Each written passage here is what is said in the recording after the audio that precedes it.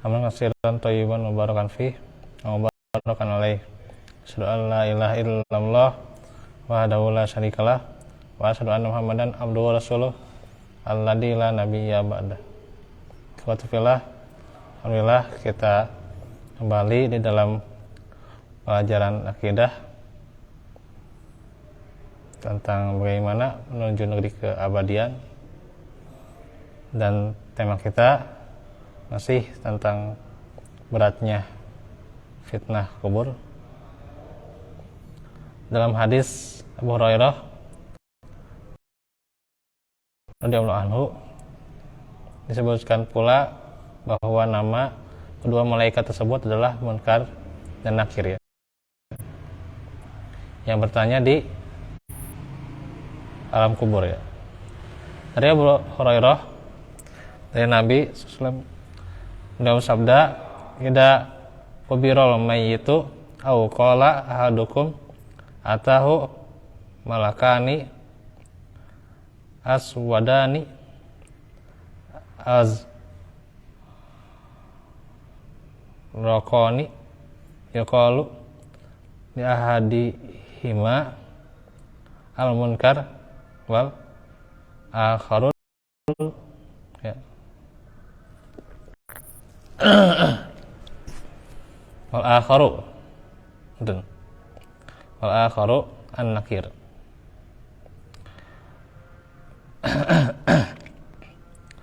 Fayaqulani ma kunta taqulu fi hadar rajul. Fayaqulu ma kana yaqulu huwa abdullahi wa rasuluh. Asyhadu an la ilaha illallah wa anna Muhammadan abduhu wa rasuluh.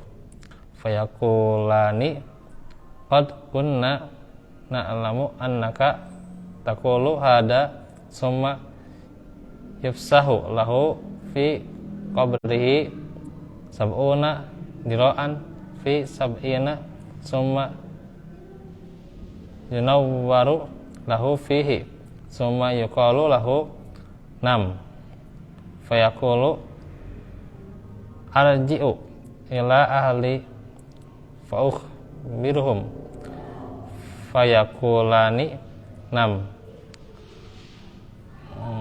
kanau matil arusi alladhi la yukizuhu illa ahabbu ahlihi ilaihi hatta yab'asahu Allahu min majaihi dalik.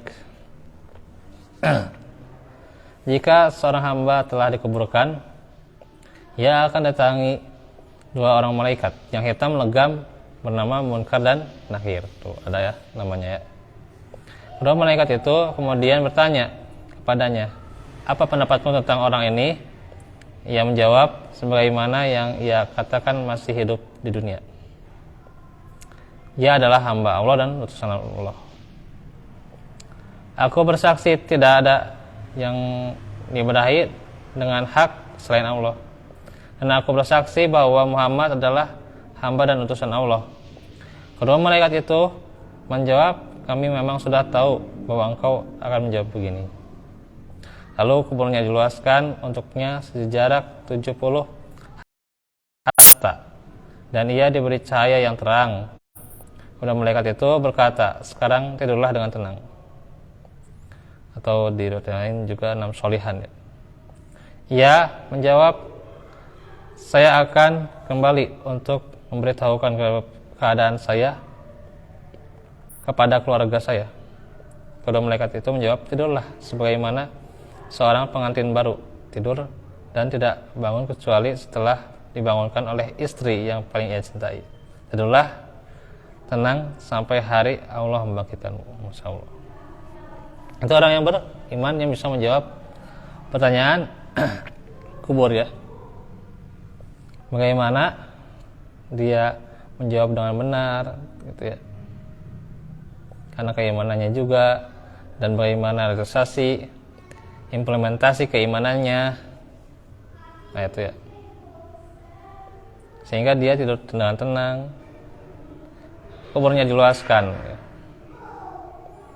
Bahkan dikatakan tidurlah sebagaimana seorang pengantin baru, insya Allah tenang sekali gitu ya. Nanti antum merasakan tuh ya. Itu keadaan orang yang beriman ya. Nah untuk orang yang munafik, wa in kana munafiqan qala sami'tun nasa yaquluna faqultu mislahu la adri fayaqulani qad kunna na'lamu annaka taqulu dalika fayaqalu lil ardi al atimi alai